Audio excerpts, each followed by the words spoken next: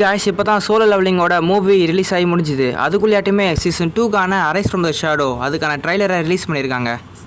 இந்த சீசன் 2க்கான ட்ரைலரில் அப்படி என்ன தான் இருக்குது சொல்லி இந்த வீடியோவில் பார்த்துடலாம். ட்ரைலரோட ஸ்டார்டிங்லேயே ஜின்னுவை தான் காமிக்கிறாங்க. ஜின்னு கையில் புதுசாக ஏதோ ரிங் இருக்க மாதிரி இருக்குது. அந்த ரிங்கில் இருக்கிற பவர் மூலியமாக அந்த டீமன் காஸ்ட்டில் இருக்கிற டீமன்ஸை அதை டிஃபீட் பண்ண பார்க்கலாம். அதுக்கப்புறமா ஜின்னு ஏகப்பட்ட டீமனை அழித்து அதுக்கு மேலே நிற்கிற மாதிரி நம்ம அடுத்த சீனில் காமிக்கிறாங்க. அதுக்கு அடுத்த சீனில் டீமன் கேஸ்டலோட டீமன் பாஸையும் கூட அவரோட சோல்ஜர்ஸையும் நம்மளுக்கு காமிச்சிருக்காங்க. அப்போ ஜின்னு என்ன சொல்கிறான்னா, இது மூலியமாக நான் டெவலப் ஆகி என்னோடய அம்மாவோட நோயை என்னால் தீர்க்க முடியும்.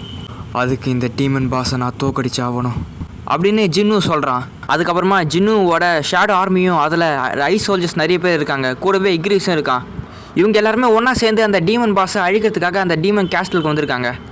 அதுக்கு அடுத்தடுத்து வர ஷார்ட்ஸில் நம்ம ஜின்னு அந்த டீமன் பாஸை போட்டு புரட்டி எடுக்கிறான். அவனோட ஒரே ஒரு பஞ்சில் அவ்வளோ பெருசாக இருக்க அந்த டீமன் பாஸ் எங்கேயோ போய் விழுறான்.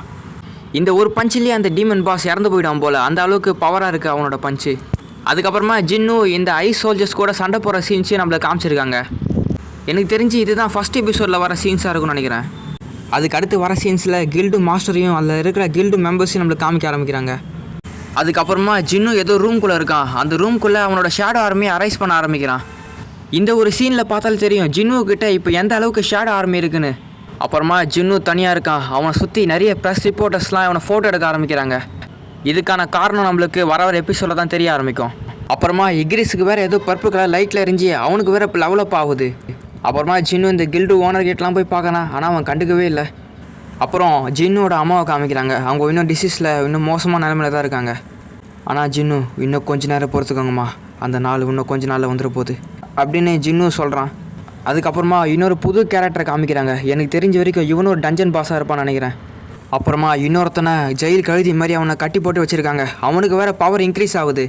இது யாருன்னு தெரிஞ்சுருந்தா கமெண்ட் பண்ணுங்க கைஸ். ஆக மொத்தம் ஜின்னுவுக்கு இப்போ இருக்கிறத விட அதிகமான பவர் கிடைக்க போகுதுன்னு நல்லாவே தெரியுது.